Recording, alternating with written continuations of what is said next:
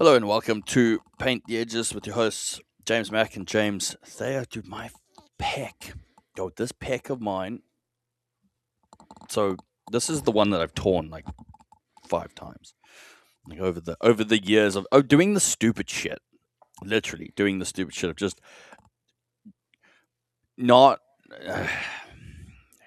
young and dumb. I won't put there's a saying when it goes young, dumb, and I'm not going to finish that part because apparently we're on YouTube now. And I don't think that would work in the guidelines of the permissions that we were just trying to do. Like, that's not going to work at all. But there's this has always been my bad shoulder. And it is, like, I don't think you can probably tell in the video of when you look at the delt difference. Dude, look at the way the scap moves. Like, it's not doing anything good. Like, I can't. Like, gonna fail that internal rotation. Oh no, dude, there's zero going on there, and this is the problems now. So I had like this pec bicep insertion strain that kind of came into the fruition at some stage, and it's been one of these pain in the fucking asses of trying to work out if it is pec or if it's bicep, just because of the orientation and the area where I would kind of get this pain, but also kind of like a knottiness that would come up. And then the scariest thing in my life, but at the same time one of the most enjoyable things, I was like trying to fuck around with, like, I can't press. I couldn't get any kind of like dumbbell pressing going. Couldn't do anything. Was trying to like get a fly going at some stage, and like that didn't work. And I was just like, fuck, nothing is giving me any form of reprieve here. And then I set up this like weird cable seated press fly variation, and I was like fucking around, and I kind of was playing with like a bit of a rotational element. And I went on the right side, I protracted through, and I let this left side kind of rotate back, and I got this massive pop out the pec. And I was like, oh, I've either torn it or like what's going on, and immediately pain relief. Could hit range, could go through. I was like, don't know what I did. I'll take it. At our age, if there's a pop, it's either really bad or bad. It's rarely good. It's really good. So my little guardian angel of some extent is there, but dude, this whole area just is not happy.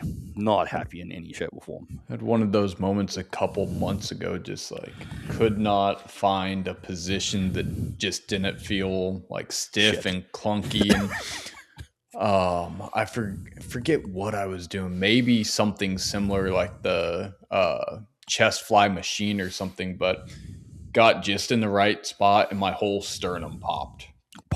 Yeah. Yo, that is that is the like, it's the scariest thing, because you also know it's like your sternum shouldn't make a noise like that. Like, no one adjusts your sternum. Like, if they do, if they say they adjust your sternum, they're an idiot. That's the first thing. Run. Get your money back. Fuck off as fast as you can. 2, if they did adjust your sternum and you heard a pop, there's a high likelihood you may have to call 000 or 911 or like get to an emergency room real fucking quickly, right? And take shallow breaths, because if you inhale too hard, like you could puncture that bitch, right? And that's where you're gonna have a major issue on your hands. But yeah, dude, that's sternum crack. Oh. Yeah, it was. I get it with like a pull up. Like, I'll pull that through and I get that. Yeah, crack through. It was like, okay, because I think I still had the weight on my arm. Oh, that's even worse. That's even worse. Had to get in position and like just had to check. It's like, okay, nothing's moving. Everything's rigid here. And you know, like in your head, you know that you're being an idiot. You're like, there's no way that I put like one of our strongest midline bones, literally the second contender other than the pelvis, technically. It's like, this thing's not. It shouldn't.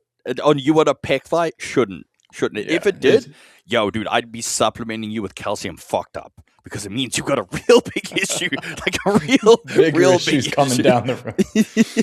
Yeah, that osteoporosis is hitting you hard, like real hard. Yeah, it's one of those areas that you're never expecting, because it shouldn't be a common occurrence, and you hope it's not something that you really have to experience too much. So, yeah, that one time I was like, oh God, let me check to make sure everything's okay. Because it's like Oh, shock, relief, and then yep. just like hesitation. That's it's fine. I don't know why this comes to mind, but the pec deck for me, the pec deck is where, and I guess anyone at the same time, um, if you listen to this, whatever you can, I'll pick it up in other ways. The pec deck is my cheat code to see if someone knows how if they train or not, like if they know how to train or not. And there's one specific way that I like look at it, and this sounds terrible, but at the end of the day, like I'm always assessing people for right, wrong, whatever you want to call it. I don't care. This is how I do my life. But the gym is a great environment for me to work that out. Whether it's meetings, whether it's like conversation, it's a common playing ground. Like it kind of proves to me a lot about you as an individual. Fine, again, I'm judging the fuck out of you, but that's just how I do my things. The pec deck is one that I really kind of have a look at, or I just take note of, and it's how they start or how they set up the pec deck. Do they sit on the pec deck and try and grab both and pull it through, or do they do the half pull to the front, half pull to the front, set themselves up? That tells me everything about your training fucking history.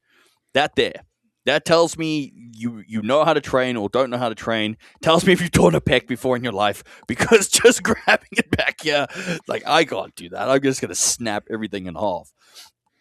That's my like litmus test of like, okay, do I fuck with you or not? Well, and to the video, now that we have it, if you're watching it, the additional, just let me lean forward. It's just like just Titanic it off the pec deck as It's you a come real through. test of the ligaments, tendons, muscles. Let's just like everything's good here. It's still attached. Yeah, no, mine does not. That's just not like my whole shoulder hurt trying to demonstrate that. That's the problem. It's also the like, this is where whatever the whole like posture thing kind of comes in. I think whatever our thought process behind posture at the end of the day could indicate some form of function. I think that's the key element in language, and we've had L2 running right now. I'll be doing like the L2 labs, and just a reminder to everyone when we go through these things, and if you like doing assessments on individuals, it's like at the end of the day, the structure could indicate how the body functions. It's not going to dictate it. It's not going to, you don't pigeonhole people into one position or one characteristic of your training program or methodology just because of what their structure does or how their structure is presenting. It's like it's just an indication. At the end of the day, like I'm the perfect example of this. In like my structure's fucked. My hip is a mess in terms of these things. Like if you looked at me and you looked at like the indication of that, you would just you put me in bubble wrap. Quite frankly, you put me in bubble wrap. Like, but there's still ways in which I can function, or at least put myself into positions to train the muscles, to keep the thing going as best as I can, and kind of just allow some form of function, actual daily living, to kind of still occur off the back end of these. And I think that's, I'm again, I'm not putting myself as a pedestal in any shape, but I like the idea, like I can explain to people, say, hey, like I lived this. Like this is the point. So this was what I think what me and you both kind of went into when we found Prescript all those years ago was, how do we outfunction bad structure? You're not as broken as me in any shape or form.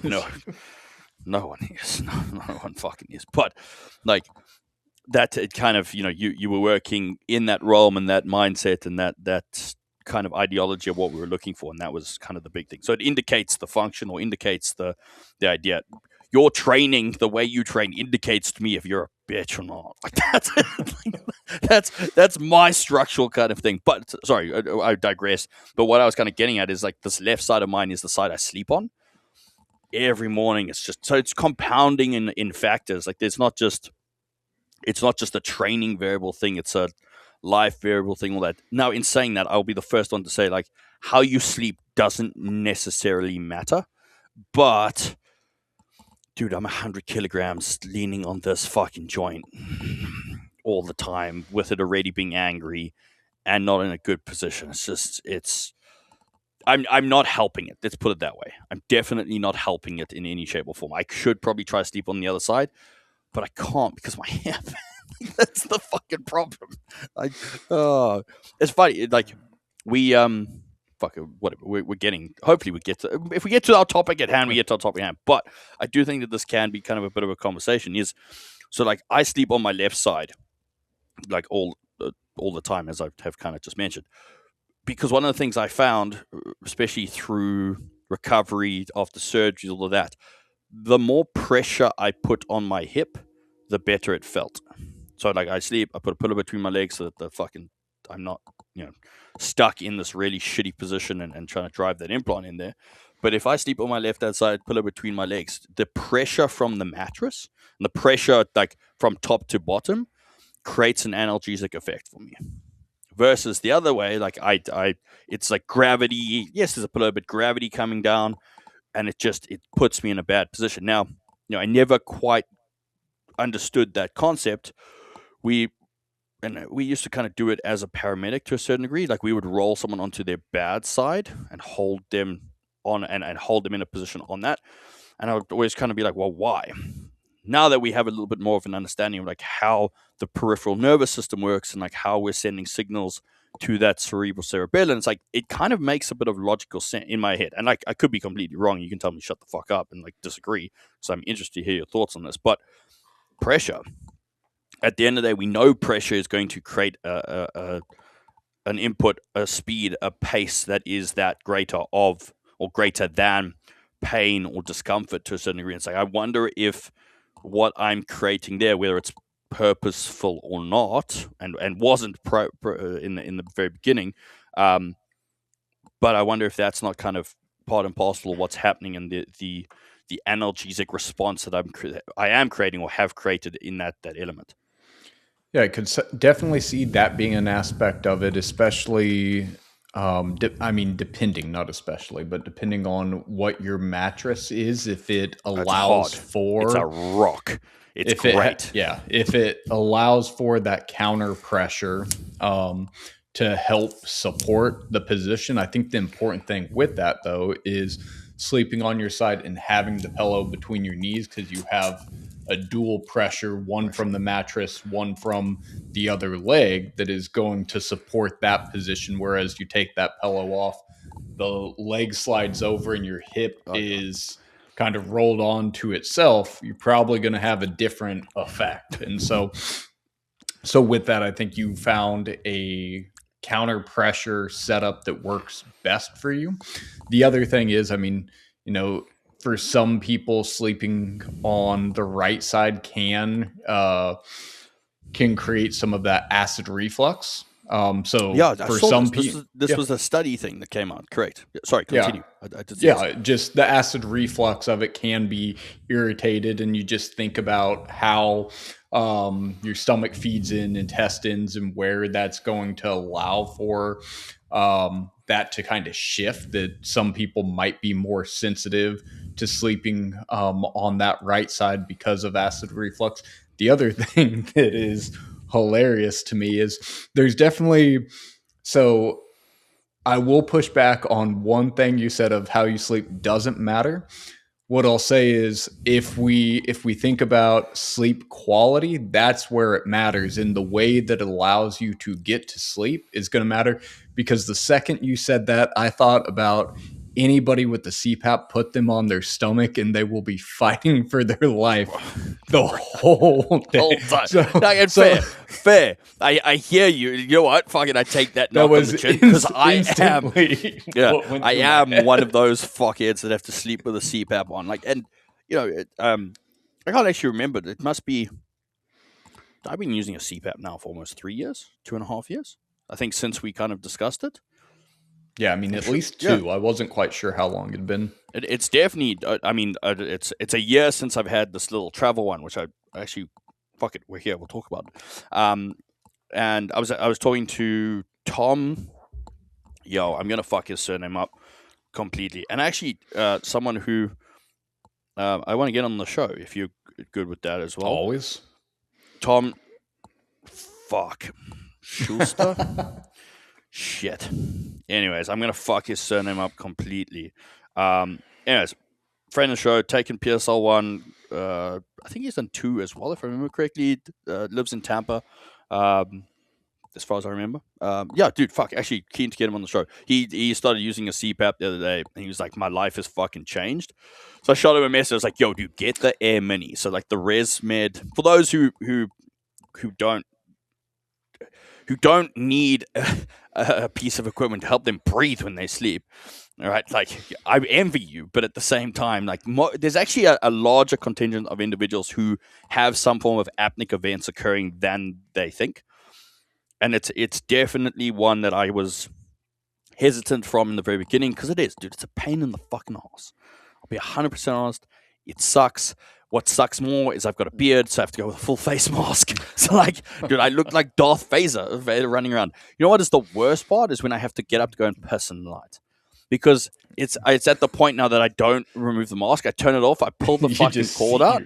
Dude, I'm just walking around with the fucking full face CPAP on, just going to the bathroom. That's it. Just standing there, looking at myself in shame in the mirror, like, yo, this is it. This is what 30 did to you. This is it right here. It's like, all right, cool. I go back and then, like, blink, attach the jack up, and I just go back to sleep. Best thing I ever did in terms of, like, sleep quality, even though I have not great duration of sleep, not good in any shape or form from that. Light and day, dude. The brain fog, the ability to focus, all of these things. My blood pressure that went down from that, like, literally to the point of where the doc was like, "Yo, are you taking blood pressure meds? Like, what's the deal here? Like, I dropped my systolic by like 20 points. Oh shit! Yeah, Which that's is huge. Significant. I mean, that's going from hypertension to. Well, dude, it was literally sitting. Levels. It was sitting in like the 130 mark, and they're like, "Oh, that's normal." And I was like, "It's not." No, like, hey, that's an indicator. Pre-hypertension. Let's not play with this line. Yeah, let's do something about this. Like, oh, you're probably just nervous coming in. I was like, I'm not nervous coming to the fucking doctor's office, dude. It was like, also, I take my blood pressure every morning, and it's 130. It's like, no. And now comfortably we'll sit around like that 110 mark, depending on what stimulants have been thrown in the system, 115 from kind of the day before. And it really has been kind of like a game changer with that. Now, my bigger game changer for those who, you know, it's at the end of the day, the CPAP machine is it's huge. It is big. Okay, it's not easy to move around. It's big. It requires like a distilled or demineralized water. If you use CPAP and you don't use them, you just use tap water. Change that real fast. You're going to have to change filters and pipe and stuff first, because all the shit. It's basically like you'll taste like a fish tank if you don't do that. You'll build kind of fungus in your tubes. Please. And what's not going to help with your breathing at night is just breathing microspores of fungus. Yeah, just mold toxicity. Like, that is definitely the thing that you need to be careful of. So please go and do the demineralized water. Like, that's the first thing straight off the bat. But it's big. And to be fair, if you travel, if you fly, stuff like that, it's considered a medical device, so it doesn't add to your carry-on. It's not counted in terms of like the weight and shit like that. So cool. Like, again, I'm giving you answers I'm saying this because in the very beginning when I was like, oh, I kind of made as many excuses as I could to not have to keep this thing around. That's what it was. I was like, well, I'm not at home, so... And then I realized how shit it was. I had like a weekend where I was at a comp and I'd actually forgot it. I planned to take it and I forgot it. Dude, it was the worst weekend of my life. Worst weekend of my life. I couldn't breathe. I was up. Like, I basically got like 2 hours of sleep, and of that, it was terrible. Like, hypoxic sleep, I think, is worse than no sleep. Like, that's literally, that's my theory. It's like hypoxic sleep is worse than no sleep in any shape or form. But I then kind of did some research, and ResMed, which is kind of like the number one CPAP variation machine, or CPAP or APAP, whatever you kind of run, they're like the brand that kind of runs it the most. They make a travel one. It's called the ResMed MIDI, right? And it's slightly different in the fact that it doesn't it doesn't necessarily have all of the settings that like your big one has, which obviously kind of makes sense. It doesn't have like a water based hydration or a water based humidifier, so to kind of stop your throat from getting kind of dry into it. But they've got solutions that, for example, it's a little humidifying disc that clicks into the mask, and then you then so you have the ability to still create the system, bro. It's as big as my iPhone. It's tiny. Oh, huge. But like that's the whole point. It's like I literally can put that thing in my laptop bag. Like the tubing and the mask as a combined thing is bigger than the actual machine. So it's like that's been probably one of the biggest game changers for me. Is it literally when it's all packed into its little case that it comes with, it looks like a 14-inch laptop bag. That's how good it is in terms of that, and that's been one of the best things I ever did in acquiring that, obviously, last year with all my travel, and luckily having it with me, because I would have been dead. Literally just fucking dead. So, if anyone is on a CPAP or, comes up with some form of excuses, and if you suspect it in any shape or form, please just go get a sleep study done. Seriously, from a longevity standpoint, from blood pressure, from a quality of life, it's the one thing that I swear over the last 5 years, 10 years, that I went and did, and I sucked it up, because it's like, dude, it's not cool in any shape. It's not. There's no way to make it nice, but it is the best thing that I did. It's the thing that has exponentially moved the needle for me, like from a body composition standpoint, from a muscle accruement standpoint. Like, we always know sleep is the thing. It's like, but also quality of sleep is the thing. And if you are half dying, go and do it. And I think a stigma behind this is that it's only for like fat people or people with high BMIs. Like, dude, when I was at my leanest and I was sitting at like 80 kilograms, same thing. I still used it. I still got better sleep. I still had a problem in terms of that. So it can be like a morphological aspect of things, not necessarily just because you're fat or overweight or like have large musculature and a heavy body weight in terms of that. Essentially, to echo Mac's recommendation, anybody that suspects that sleep might be impacted and they could potentially benefit from a sleep mask, definitely do that. It can have huge improvements and can essentially be a life changer. Mine, by no way to the extent of yours, but my sleep hack was not a sleep pack.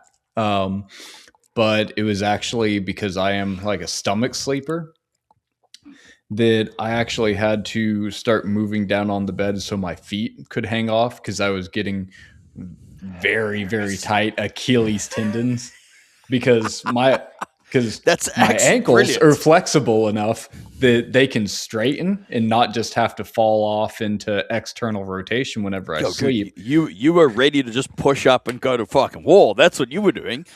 Hilarious. That's actually a brilliant sleep hack. That's the whole thing. When I go, I haven't been in many years. When I used to go to like the osteo stuff, she used to put those little things under my ankles so that my feet don't kind of get sore. You know what I mean? Have you ever had those? Do you know what I'm talking about? I have not. No? Cool. Like good massage place and stuff will put something like towels just under like the bridge of the ankle just to support it for that exact reason. Or you just fall off the bed as you've just done, which the sleep hack. Just imagine waking up and like looking at you're halfway down the bed and she's like, yo, the fuck? Just that fucking sleep demon under the bed just pulling because like, and in the nicest way, and I'm not to expose you in any shape or form. It's like, it's not like you're tall enough that your feet just hang off the bed anyways. Like you're actually halfway down the fucking bed. Oh, that's hilarious. My sleep hack is just the common tall Papa's problem. Dude, imagine being some dude who like comes into your house to try and rob you. And like he just sees the bed, like your feet hanging out the edge of the blanket, and like there's no head. Because like you would immediately expect, if you saw that, to be like, yo, we got a tall dude on our hands. It's like there you are halfway down under the blanket, just cozied up. It was a cold night. Oh, the only thing about that I don't like that idea is I would be cooking because obviously Mistress would be having the fucking blanket and it would be over me. It's like just get it all. I'd be sleeping with my own duvet. That's it. Do you call it duvet or dunas? What do you call it? Just a cover. Cover duvet. How fucking Australians call it a duna. Fucking idiot. Like that's the duna. I was like, where do you get duna from? It's like, anyways, fuck. We digress. Um, yo, what were we going on about? I don't even know how we got down this route of what we're attempting to talk about. Well, for the recap, if for some reason you're popping back in, it started with your shoulder issue, which went into sleeping issues because you sleep on that side, which went into sleep apnea and finished with my feet hanging off the bed whenever I sleep. Full body, just a full body split going on here. That's all I'm talking about. Yeah, I mean, the only thing that I have been doing with the shoulder is just trying to work on like the scap movement. That's the kind of my thing. I don't know if you got any thoughts straight off the bat. Scap, serratus. I think. Sorry, I just fucking jumped in front of you there. But I think if we look at most individuals, it's like serratus is probably going to be that like linchpin, that issue that no one's really doing any. I don't say direct work on, but no one's calling upon it in a manner that is required. That it should be required to actually stabilize and move that scapula around that rib cage to effectively take any issues off of the pec, the shoulder, the bicep. And I say this out loud, and as I'm saying, it's like I just haven't been doing my fucking serratus work properly. It's like, and then it's one of those that feels like shit for like 4 weeks while I'm doing it, and then suddenly it's like boom, back in the mix. Everything feels pretty good in terms of that. So that's my theory and thoughts, I guess. Yeah, I'd share it similar. Is one, if you already had an established serratus routine, that'll go into it. As always, the kind of where we started, like the consideration around posture and position being an indication, but not a limitation or a diagnosis that not necessarily for you because you have your setups pretty dialed in, but more so, just for the listener, something to consider of where that scapular position is whenever we're working, where our sternum angle is, because those are going to contribute or limit to our ability to use that serratus. And then also, oftentimes pairing that serratus work with rear delt, as far as some of the exercise. I think those three things, the position of it, serratus, some rear delt work to not only mobilize the scapula through that serratus work, but then we can also stabilize it through some of the rear delt positioning. Yeah, and we've spoken about like the rear delt and the fact that it's like the biggest external rotator muscle. If we would actually kind of look at it, everyone goes kind of rotator cuff group and they go, what can create external rotation? It's like the rear delt. The rear delt becomes like an fucking. I want to say what the fuck? I was going to use an NFL position. I was just gone blank. The dude who protects the quarterback, that motherfucker. The line, the line. center, the center, the whole line, the center, the whole line, just the one, the key component, the center. It's like at the end of the day, like it's the forgotten about muscle group that actually can make that much of a difference. It's huge. It takes force. It buffers force. It's just undertrained in so many ways, and not even thought about as an external rotator when we do kind of program it or look at it in terms of programming sense.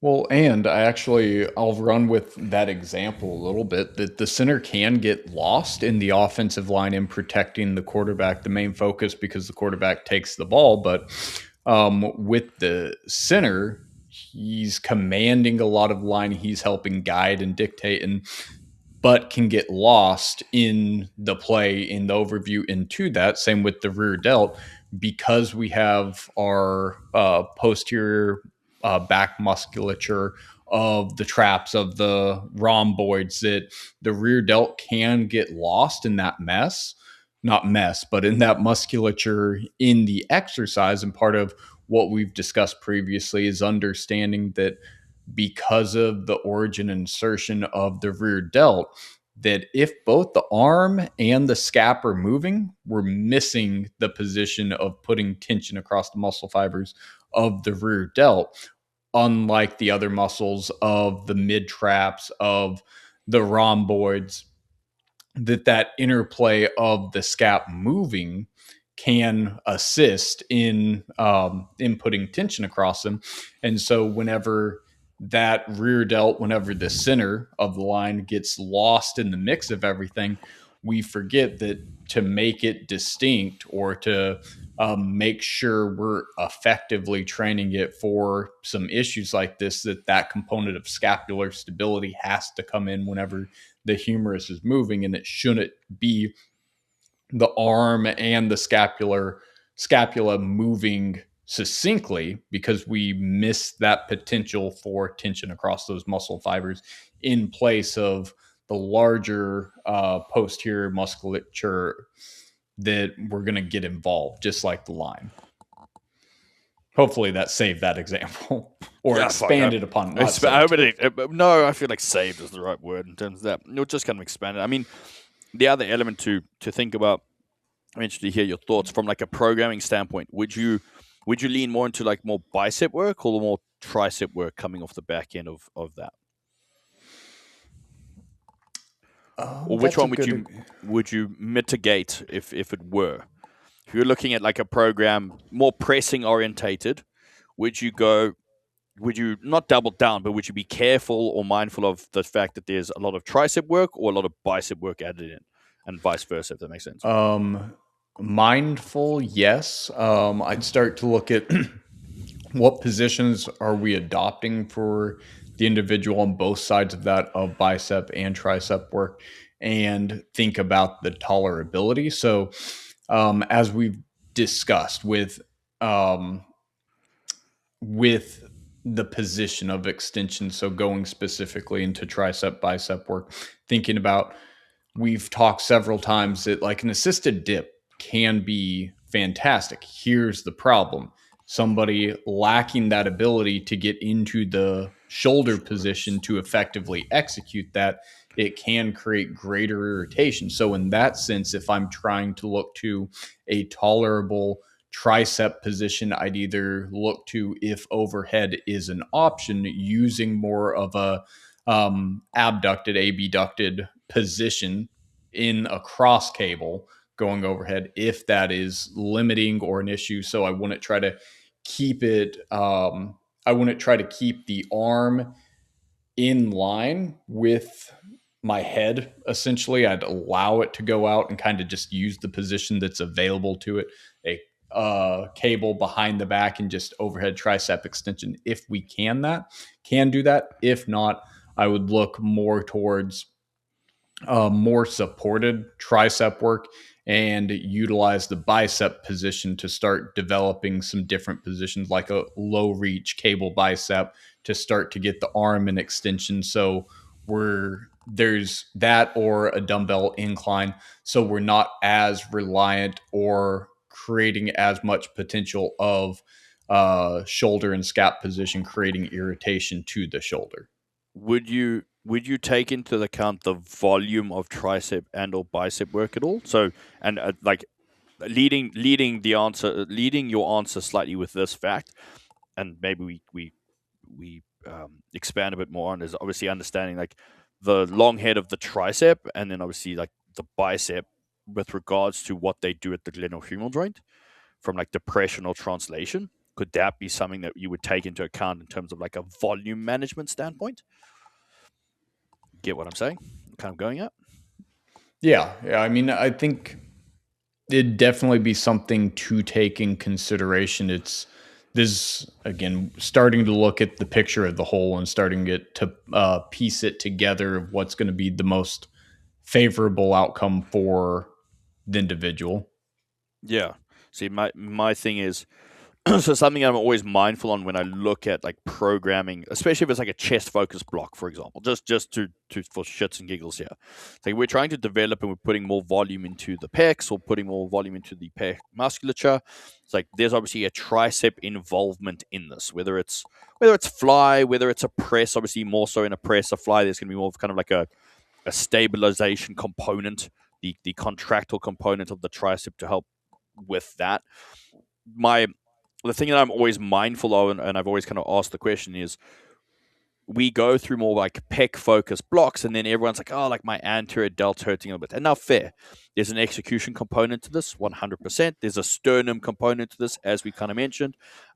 There's obviously the component of there's more volume into said muscle group, so there's a greater amount of force being applied to it. It's like, does it have the tissue tolerance to be able to do this? Have we increased that too much over the play? And all of these things are variables, but like the one that I'm always on top of it is, do I need to do less tricep work in that block because of what the tricep does in terms of, pulling towards the acetabulum? Well, it doesn't really have an acetabulum, but pulling towards kind of the acetabulum, pulling away from it. And should I double down on bicep work, for example, because of the glenohumeral translation that occurs as a byproduct of in that? So, in pressing blocks, do I want to go and add more bicep work? Or should I add more tricep work off the back end of it? Like, that's kind of like the question that I always ask myself in my head of, is doubling down on one going to cause more of an issue? Like, if we're doing press work and more tricep work, it's like, is that going to cause impingement or add to the possibility of impingement occurring because of that tricep essentially pulling that glenohumeral joint in to a certain degree, for lack of a fucking better word, and trying to dumb it down a bit here. But it's something that I factor in my brain, and I was wondering if you would take that into consideration or not really. Do you think that's kind of like a 1% that doesn't matter?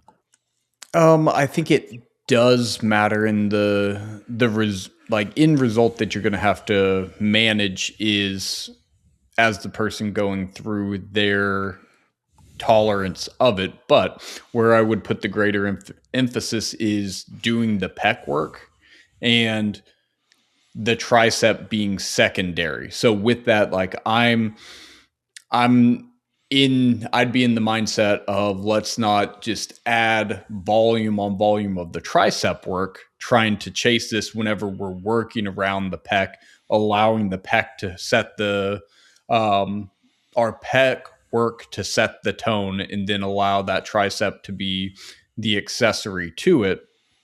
Because sometimes what at least I've seen, and tell me if you've seen this as well, but a lot of times whenever there is that limitation, whenever there's an irritation, we start to restrict the multiple factors of what that major muscle is and double down on accessories, or we'll see people do that because they're limited. And to your point, now that we're increasing volume on the secondary pressor of this, it's potentially putting the pec in a position where the tricep might be less recovered, might be more compromised to allow that impingement to happen, opposed to the going with more bicep work if we're comparing it like that. Too. Yeah. So so where I've really kind of where I've kind of like looked at this, if we and hear me out as this thought kind of goes through my head. What we see a lot of times is we go press work, and I've seen this in really good programming myself as well, have kind of fall into this this trap to a certain degree as well. Like, good programming, pec volume is increased, and then we go, okay, well, I need to put the scapula in a position where we can train like the serratus, etc., from that in terms of like shoulder function. And like, agreed, 100%. And we tend to go to like this high bicep. We go into a high like a tricep overhead extension from this standpoint. But like I just kind of mentioned, when we go into this degree of flexion, the long head of the tricep does what? It pulls it in. Correct? Like in the management of what's going on here. So it's like, if I've doubled down on pressing, and again, an execution component is in this, please, I think that is probably the bigger component to this, but the 1% could matter here. If I go here, and a lot of times we go into this position, this overhead position, yes, from a shoulder thing, but in the muscle centric community, they'd be like, well, this is lengthened tricep. I'm going to get more out of this in this position. Which, like, again, not wrong if you think about it. Some form of press is going to be a tricep in a more mid range position. Let's go to something in the lengthened position, get the gains from it. My question and the thought process that goes to my head is, while the muscle centric component, yes, we're going to the long head and we're going to this lengthened position, are we actually causing more of an issue here? Are we actually starting to overload the position of the glenohumeral joint coming in because of the requirement of the long head of the tricep in that overhead flex position? How I would put it is the demand of accuracy in technical proficiency is going to be greater if you're dealing with a pec issue and you're increasing the pec work to try to execute in that overhead tricep extended position. So as you were saying, like if the technique is there and somebody can execute it, great, but the potential for the management of fatigue and potential for irritation is going to be that much greater in the scenario that we're describing where there's pec issues. So while it might work for some, it's one of those where for most, maybe we go a different direction as what you're trying to get at with the bicep work, which I'll have you describe, which you've been demonstrating. We have video, but you've been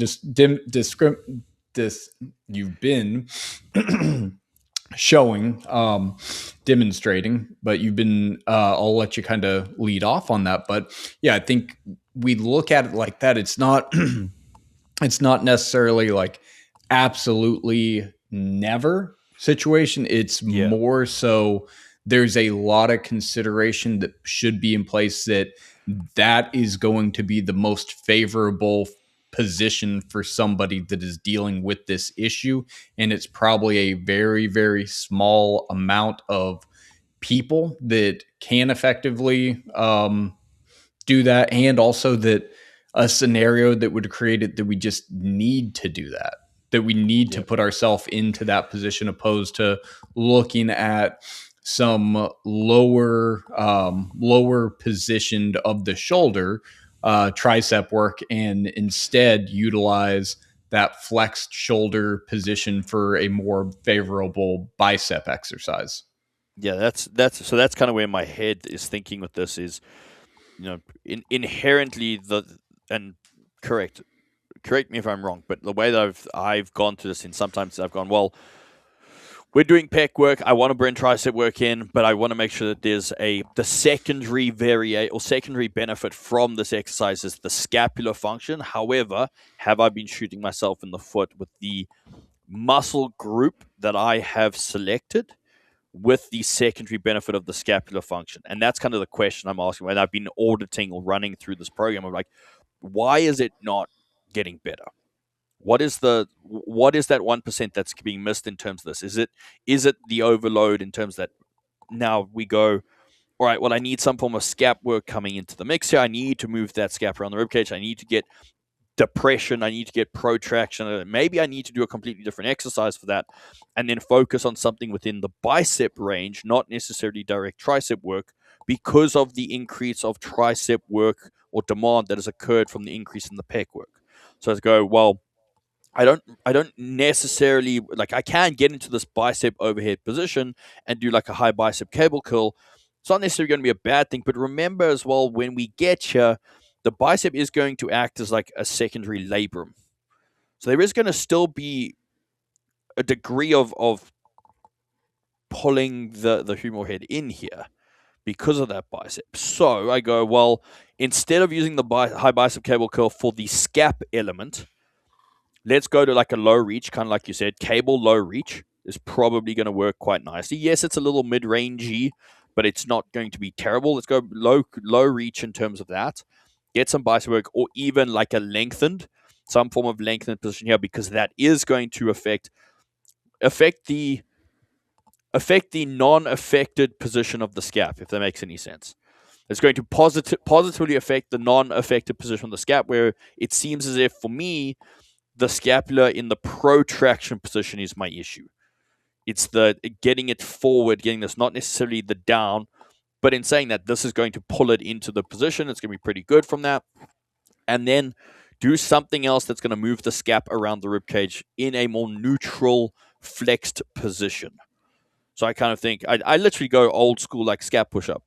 Scap push-up would be actually a really good idea for this. Push-ups would probably be a good idea in terms of this position. Like, yes, it's tricep. I get that, but like an elevated push-up, just on like 2 yoga blocks, and just getting a little bit more protraction and then that retraction position. Like, I kind of go, well, man, I think that's going to be a better outcome than going to this high the tricep overhead extension, thinking it's going to improve the scap function, when actually the ability or the amount of scap function it is improving is probably being negated by the amount of tricep direct overload with the accumulation of the program that's actually causing a bit of the problem. Does that make sense?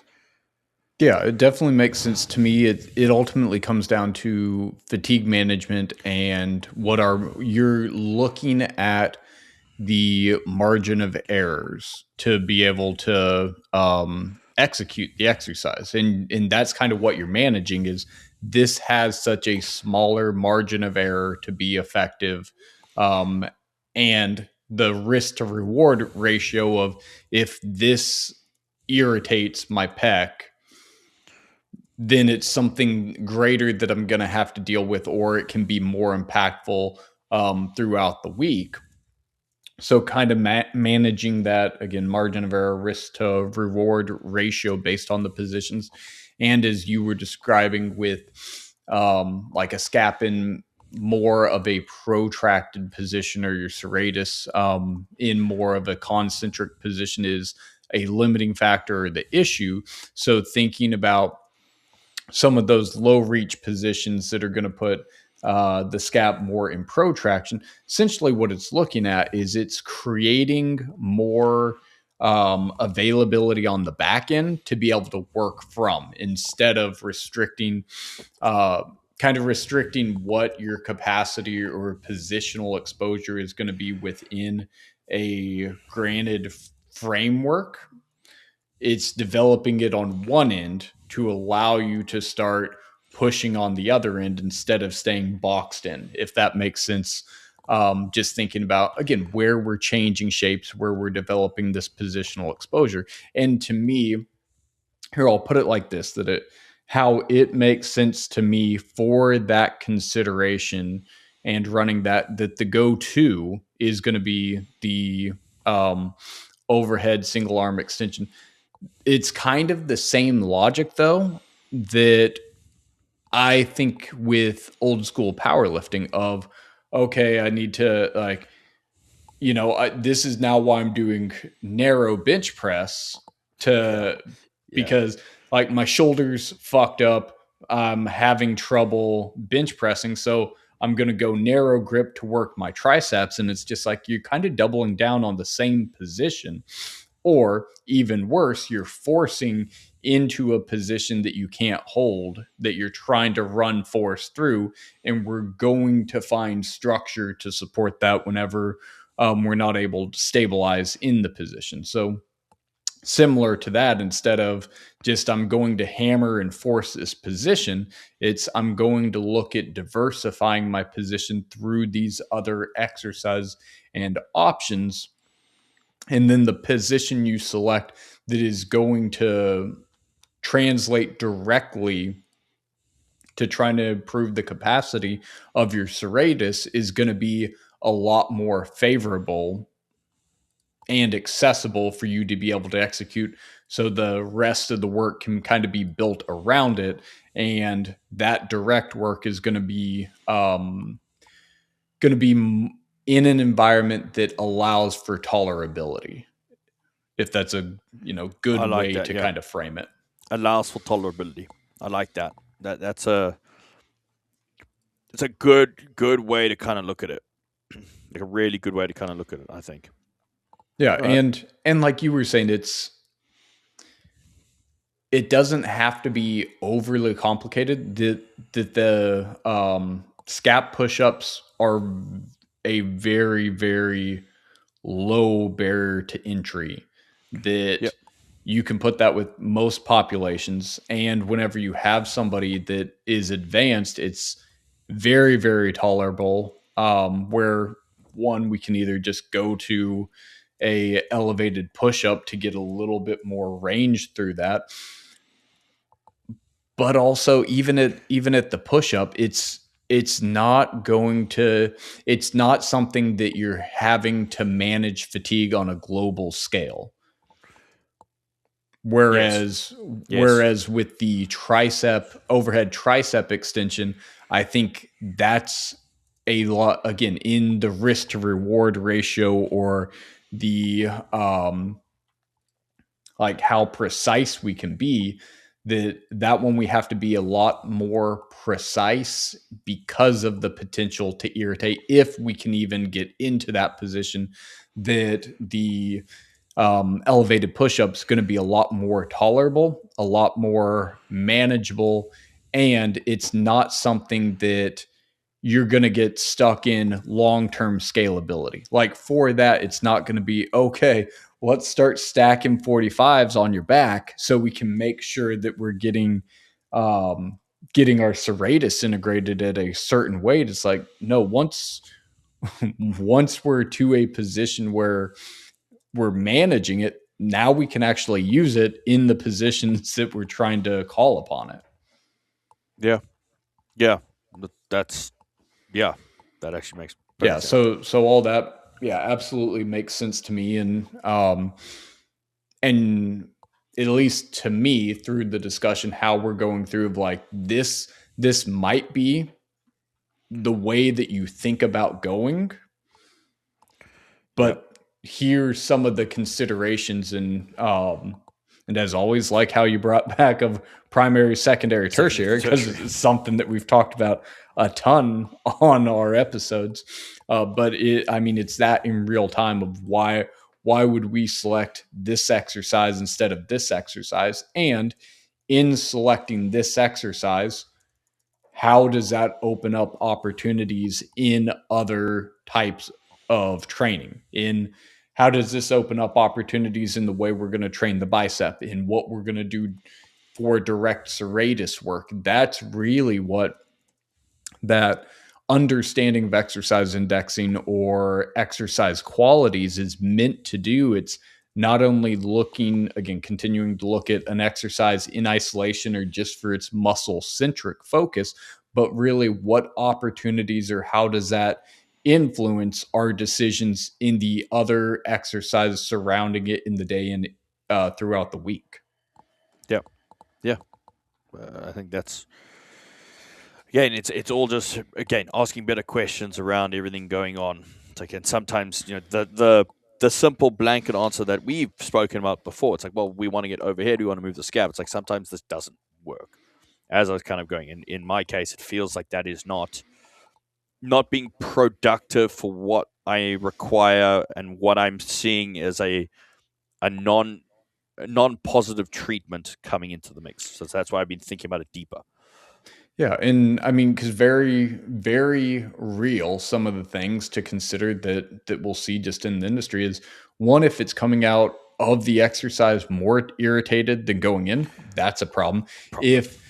If it's essentially, if it puts you in a physical therapy setting where I'm trying to do overhead tricep extension at 5 pounds, like that's not productive for No. what you've been doing. Like this, Yeah.